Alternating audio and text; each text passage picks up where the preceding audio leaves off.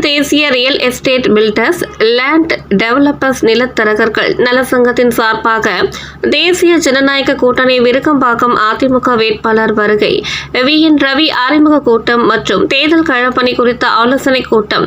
தரகர் நல சங்கத்தின் மாநில அமைப்பாளர், விருகம்பாக்கம் சட்டமன்ற தொகுதி தேர்தல் பொறுப்பாளர் கள போராளி எஸ்.கே. ராஜா தலைமையில் சென்னை எம்.ஜி.ஆர். நகரில் நடைபெற்றது.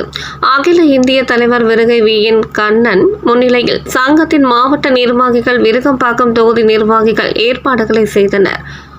விருகம்பாக்கம் சட்டமன்ற தொகுதி வேட்பாளர் அறிவிப்பு கூட்டத்தில் வருகை வி.என். ரவி கலந்து கொண்டு தனது பொது வாழ்க்கை குறித்தும் அரசியல் பயணம் குறித்தும் இதுவரை செய்துள்ள சாதனைகள் குறித்தும் விளக்கமாக கூறினார்.